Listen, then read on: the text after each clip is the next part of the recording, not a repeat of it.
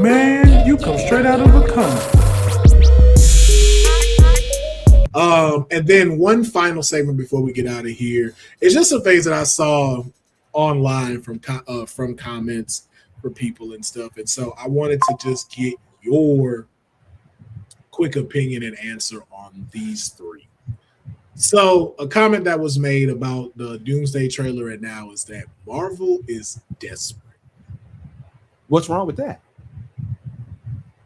So here's the thing.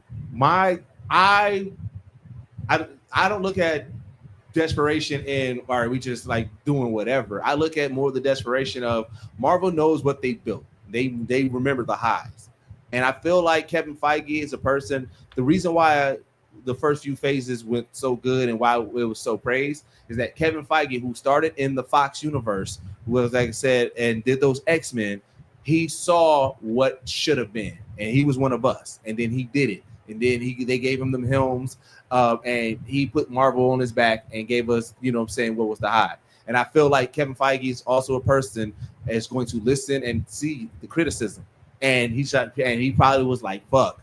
All right, yes, I am desperate to get back to the heights of where we was at when I was in the good grace. And to me, I'd rather my director have that desperation of I want to get back in that good graces with y'all. Right? Like I said, this doesn't seem like it's just a cash grab. It does seem like Kevin Feige and his team over there was like, we need to get this back on track because we was cooking for a while and then Disney stepped in and we had to meet quota and it kind of derailed us. So yes, I am desperate to get back to where we're at. So I'm okay with that. I get it. Like they try to say it as a dig, but for me, I look at it as, yes, I want you to be desperate to win us back. Dion? No, that was just said so perfectly. I don't know what else I can add because I don't see the desperation either. I saw it as like, hey, we're going to get back on track with this thing. We're going to pull those fans back in. We're going to pull the casual fan back in. We're going to pull some new ones back in. If they said you can just jump into this one, that's going to make people want to go back and watch the 38 other movies before this one, right? So, yeah, I think, again, we've given, like, again, good graces for me. It's for them. Like, it's like, you've done so much. You've done so good. Yes, you stumbled. You can pick it back up. I think this is the perfect way to pick it back up with a really good storyline because he had to pivot because of all the Kang stuff. So if you understand that, obviously we got to figure it out and do something else. So, I do said it perfectly. Okay. Well, then I'll throw the second comment to you because I'm in agreement. I don't really have nothing else to add when it's well perfectly said like Deuce did. So to you, though, I will throw it as a comment was thrown out that Deuce has said that Loki could be Chris Evans. I also said it too. I said it on Wednesday too. I just want to put that out there. Well, I hear it was said. Okay, both of y'all said it. Okay, both of y'all are on the line of create. Y'all can fight for it if you want to share. Create your own Doomsday based on it.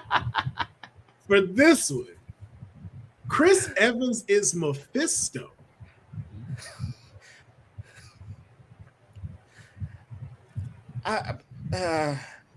Hey, when it gets to like the magic stuff a little bit, that's not like my forte for Marvel. But I will say we did get him in Ironheart. Mm-hmm. So, and what does Ironheart have to do with magic and technology? What is Doom centered around? Magic and technology. And also, too, remember, Mephisto has Doom's mother, if they're using that in this version. See, we don't know yet. We don't know. We don't know sure yet. But Chris Evans being Mephisto. I'm not against that idea. Only if, like I said, within this movie they really do continue with like Sacha Baron Cohen setting them up, and they do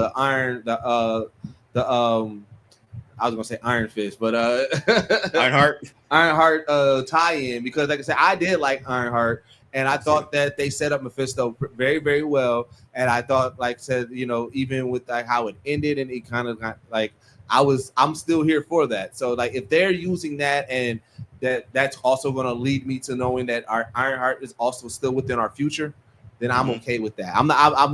I still lean more on the Loki side. But like as of right now, there hasn't been any setup. But it does make sense. Like I said, magic and saying technology. I can see them working that in, but they would just have to establish that within this movie then a little bit more. I'm more on the Loki side with it, especially from the scene that we saw. I do still think that is Loki here, like y'all said, but I don't necessarily rule out that somewhere lurking around here is Mephisto. Yeah, it makes sense now. Yeah, it makes sense, and I can see like a version walking around that he's playing Chris Evans, and then is no longer doing that. You find out he's Mephisto. But I think in that particular scene, though, what if Cap is dead? Well, technically, he should. He's old. He should have been dead. No, but think about what if Doom killed him already? And we just have different variations of a Chris Evans running around, and none of them are Cap. Well, the last iteration of Chris Evans we saw wasn't Cap. He was Human Torch. Yeah. Shit. Yeah. but just if you think about it, like imagine Doomsday all being none of those are Chris Evans that we know. But you know what? See, this is why I say Deadpool. This is why I say Deadpool is underrated, because then you need Deadpool in this movie. So then when Deadpool sees it, and then you have that moment, Deadpool's like, "All right, which one are you?" And then he's another one. He's like, "Bro, where is Cap at? I wanted Cap. When do I get Cap? I thought I had him, and then it was Human Torch. I thought I had Cap now, and now you somebody like, when do I get? Y'all are all getting the same paycheck. Why we can't just get the right one? Right? So, where is America's ass? That's right, the one I want. See, that's why, like I said, Deadpool is underrated because you have moments like that where you could. That'd be a good bit, man. That'd be a good bit. That's why I put Deadpool in that end credit scene, like directed. That's why I was like, yo. Deadpool gotta be a part of this. Gotta be a part of this. And him saying I'm an Avenger now, and he calls somebody. They're like, "Who are you talking to?" Cable. Hey, guess who's an Avenger now? Suck it. He just hangs out. He'll be like, "Don't worry, you'll see a different version of him in the movie later on." Position. Just go back to it. You know what? You have to believe. Okay, think about this for a second. Would that be a jarring thing to happen in an Avengers movie? Nope. That would, you think about that now. It's a wild concept to be like, all this series is in an Avenger movie, and this clown is just over here talking to us. But you gonna have that anyway. You gonna have that anyway. They quip all the time. Yeah, they quip all the time. So like, it's but breaking that wall and like talking to us like you just did, like that would. In an Avengers movie, but that's why you do it. That's why you do it as a mid credit or end credit. You do it as a you have that moment like to where But also too, you're dealing with the multiverse. So who's to say anybody even says anything about it or harp on it, or even too like they don't get it. Like Stranger's Day, and it's like, who are you talking to right now? Oh, I'm just talking to the audience right there. You're able to see through different multiverses? No, you butt fucking clown. No. It's just, what? Let's just move on from it. Matter of fact, you know what? To Dion's point, that's the opening sequence. Opening sequence is a conversation between Deadpool and Loki. Because then you get the lightness, you get the banter out the way.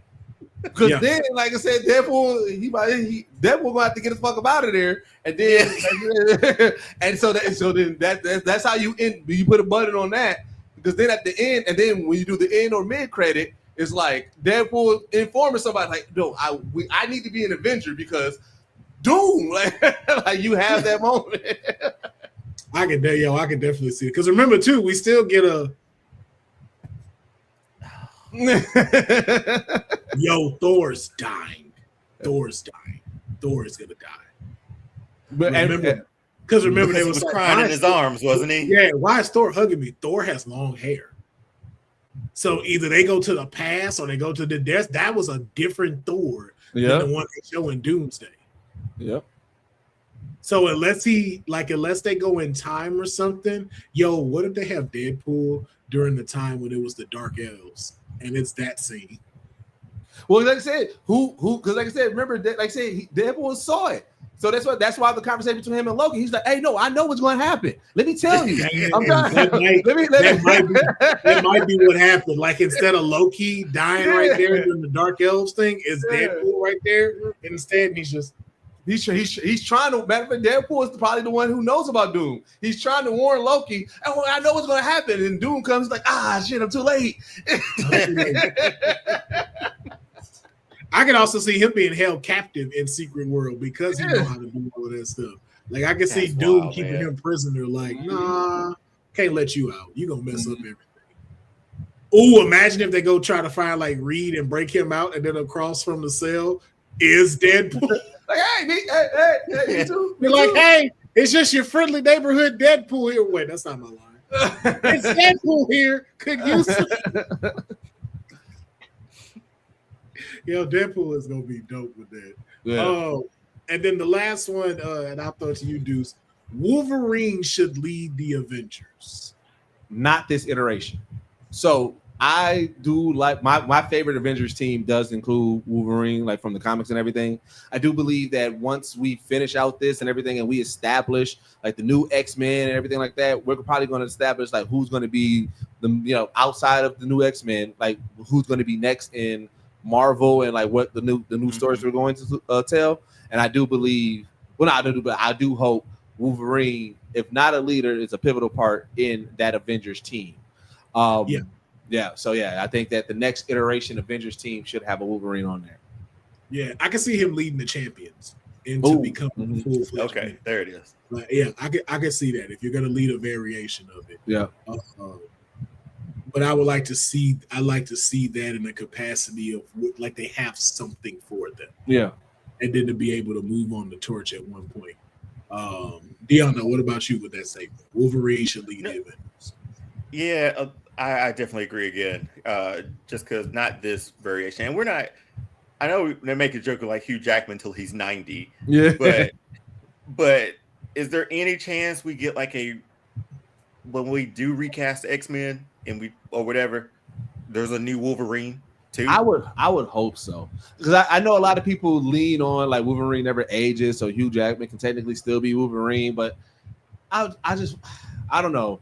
I like Hugh Jackman played Wolverine for so long, and I just feel like getting my original statement. If we're keeping certain people from the past, then it's gonna always have that lingering what if, or maybe this person can come back. This very like I feel like if we're going to do a new X-Men, let's do a full new X-Men. Like let's. Well, that gives it to the point where I don't think you're going to start the X-Men where you have Wolverine. I think you do start off at the beginning where you don't get introduced to it. I think you do it. We establish more of Xavier, establishing the X-Men, but also seeing the relationship between him and Magneto.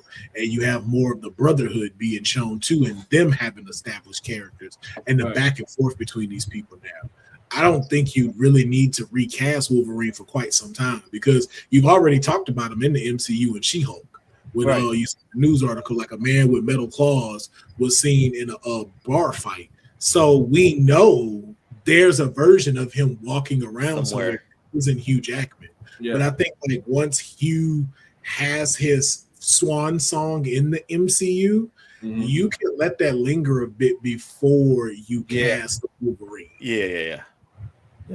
That's why I said I kind of agree with that. With even before you establish the full Avengers, like I said, we're leaning in on the mutant saga. Let's lean in on the mutant saga. Let's let time pass so that way we can separate the actors from the characters, and then once we start trickling in the new characters and everything, we can kind of start seeing, a new threat that causes a new team of Avengers to form and everything like that. Like we can get into all that. I feel like these next few years, maybe even half a decade or even a full decade, I'm just like, let's focus on the mutants. Let's focus on that. Let's get away from the Avengers so that way we can separate those actors from those characters.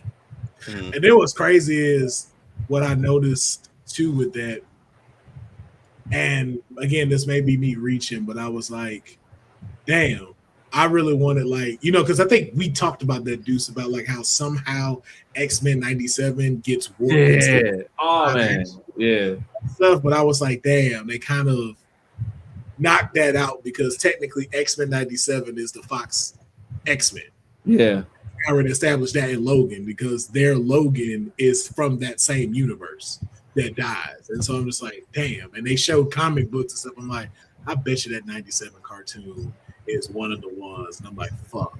And then now they gave Cyclops his real outfit. I'm like, yeah, man. Because I get you have to cast younger people to build the franchise for the next 10 years. Mm-hmm. Man, I need the adult version of these fucking people, like how you got 97, man. That just make them live action. And who's to say James Marsden can't still play Cyclops, man? He still looks young enough. Or who's a white boy right now that could play that and still give that type of integrity?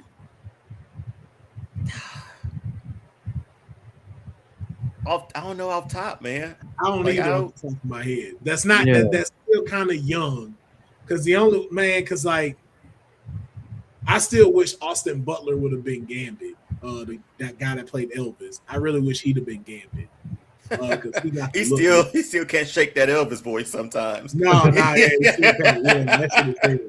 But I like him, but yeah, he could have played a good one. But it was like I want like their generation, everybody who's mid 20s look young. Like they look like babies, or they look like two old adults and stuff. I'm just like, man, I need my Cyclops 6'2", Jack. Just mature. Yeah, mature, bro. Yeah. Not like kids, man. I want a mature X-Men. Like they ain't got to be in their 30s or nothing. But I'm like, man, bro. When I see them, I'm like, yo, they look grown.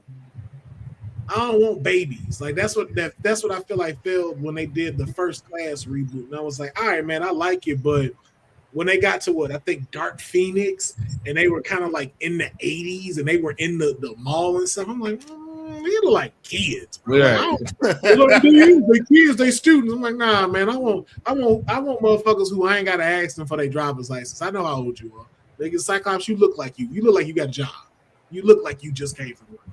Yeah, I agree. They need to be older, man. Yeah. I hope that they end up being just adults, all of them. Let's roll with that. That's why I don't want Sadie Sink to be Jean Grey. Like I said, you got to think that's what I hope they continue to do. Like what we've been seeing a lot of directors do is tell which comic books that they're using to tell the story. Like once we get into the Mutant Saga, I need them to really establish what Mutant Saga storyline that they're following. Because like I said, if the Fox universe essentially did what like the original X-Men animated story, like they try to tell that storyline a little bit and everything like that, and it's just like, yeah, I don't want to revisit that. We have already told it multiple times. There's a lot, like I said, there is a lot of grown stories, X-Men storylines that you can tell, and still kind of get that, So it's like, just tell us which comics that are, and then we can do that research, or we can use it. But yeah, I do agree that we can give more grown X-Men. Yeah, man. It makes Sadie Sink either Scarlet Witch or Firestar. That's all I'm saying. Yeah, she ain't Jean Grey. She ain't. Ain't no way. Ain't no way I'm introducing Jean Grey in that movie, man. That's what I'm saying. And as a villain, like that don't make no sense. I could be wrong next week. I could be wrong by this time next week. Oh yeah. But I'm sending 10 toes down today. Same.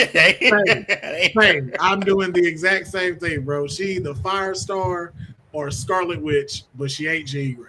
That's my reach, but yeah, I don't think it's Jean Grey.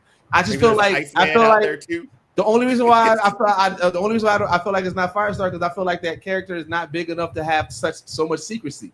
It's the secrecy that leads me to Jean Grey. But I think people doing it is what led to the secrecy of it. That's what I think. That's what I feel like. I was like, oh, well, everybody's clamoring now. We might as well keep it a secret and not say nothing. But here's the thing. This is where I'm like, I give Kevin Feige and their team a little bit more grace, because I feel like with the Ralph Boner situation, they learned that like we can't trick people like that. Like people was upset that that Evan Peters was not Quicksilver.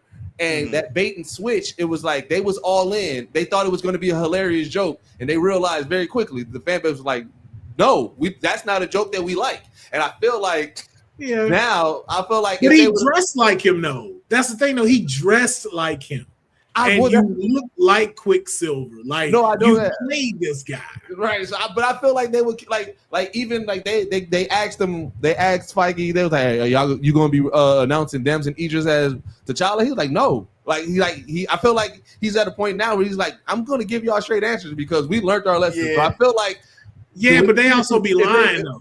They do. They also be lying. I feel like if they would have caught wind, they're like, hey, people think that this is Jean Grey, and if it wasn't Jean Grey, they're like, let's not lean into this. Let's kill that noise now. But you got to think about it. When they say no, and then that happened to be right, we've gotten a lot more of that, and we continuously get that throughout the time. Because remember, Charlie Cox said he wasn't in Spider-Man. That is true, and he was in it. Yeah, caught a whole brick and everything. Yeah. But see, those are happy surprises.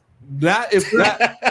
But I'm saying is part of the cast. Like her name is top credits. You know what I mean? I get what Deuce is saying, but I don't think I give you an X-Men in that movie. I don't. I just don't feel like that's the point to be like, here's Jean Grey in a Spider-Man Sony movie. But here's my thing with that too. Of Firestar also makes sense because that is a great gateway to mutants. Because remember, her and Bobby are the reason why Spider-Man eventually goes to the X-Mansion. True. And then imagine us finding out that there's a Charles Xavier in 616. Then who is it? I hear you on that. I just still feel like there's going to be a lot of people who are like, well, who the hell is Firestar now? Hey man, you got but again too, look at the villains he's facing. Don't nobody know who Boomerang is. It's like, I thought he was in DC. It's like, who is this dude he fighting? Who is Reflector? Like remember, we know Spider-Man and Spider-Man and Friends on I think Spider-Man it's on is Amazing Friends. Yes. Yeah. I think so. That's going to be an uptick in watches as soon as Firestar. That's going to be front page of Disney Plus when you go on it. The more it's just running like that. Look how big like Spider-Man's apartment is. There's no way he's gonna continue to afford that by himself. I'm just saying, we'll see, man. We're days away. We'll see. We're days away, man. But listen, man, we're gonna go ahead and wrap up this episode of Shroud of a Comic Book. As you can see, when we get together, we start talking Marvel, start talking DC. Like, I don't even like for the last 30 minutes, I don't even think we mentioned Doomsday. We just switched over to X-Men, man. But I know these two incredible hard workers, man, they got to get back to their regular lives, which is doing amazing creative stuff. So I don't want to hold y'all up too much longer. So again, thank you for checking out this episode. Please let us know in the comments below what you feel about the Doomsday trailer. Give us your craziest hot takes. Let us know if you were in the director's seat, what would be your opening sequence? Who would die? What would be your end credit? Also, give us someone who we didn't mention in here that you think is overrated, rated, or underrated. But make sure while you're doing that, you hit the like button, you hit the subscribe on not only the Arcade Tokens YouTube channel, the Will Pharaoh YouTube channel, the SOACB YouTube channel, and as well as our Twitch channels, because we do go live. We will be playing video games. You're going to see some of that between me and Dion real soon. And then, of course, make sure that you check out Deuce's Geek Set podcast along with the entire crew, Bacardi, Dig, Hippie, everybody. I know I'm forgetting folks. This man got a whole X-Men squad now. It was just the three of them. Now he was like, no, this man had just been recruiting. Yeah. So make sure you check them out every Sunday. They are live with the Geek Set podcast. Go over and see some of their footage from DreamCon. With I just want to throw it out there, man. I felt like this felt like a Comic-Con for us because we got to announce something that was late breaking and everything, but we have officially partnered with Carl Jones and Love Jones Martian Blueberries animation studio, and we're bringing y'all the Black Geek documentary. So I'm excited about that partnership, man. I'm very excited about that. Yes, indeed. Believe me, he's been working very hard. Look, keep saying him.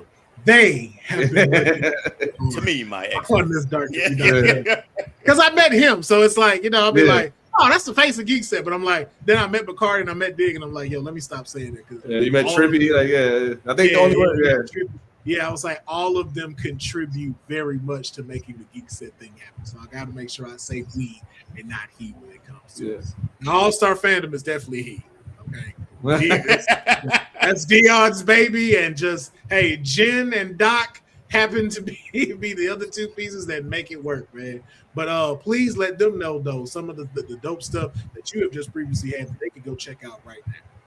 Yeah, we just had Guy Augustini's Voice of Sunspot on. So it was a dope to sort of hear his story from being like a tennis, almost like on his way to Wimbledon to a degree. And then he sidesteps and goes film and animation and voice acting and all that stuff. So go check that out. That one's doing really good. We're live every Wednesday. We're also Fandom Prime. We go over all the stuff.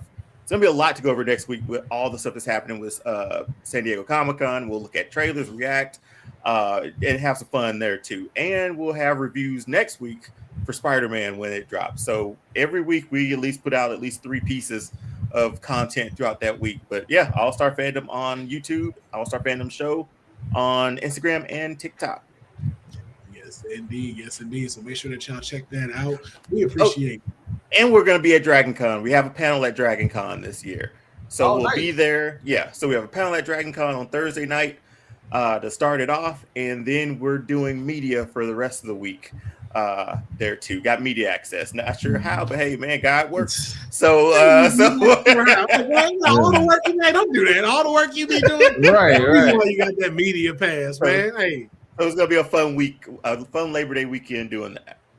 Yes, indeed, man. So be sure to go over there, hit the like button, hit the thumbs up, subscribe, follow, all the things that you need to do for their social platforms, YouTube and their Twitch, man. It cannot be done without you. It cannot be, a community cannot be created if y'all are not participating. So please make sure you support them. And then make sure you support my ass. I always know I be telling them, hey, come support me. Because, nigga, I do all this shit by myself. Arcade, Travel, Comic Book, Kayfabe, Will Pharaoh, the Twitches, everything. Hey, this shit is just me. I want a team, too. So hit all of that stuff for my stuff as well so I can make my X team and go, to me, my niggas.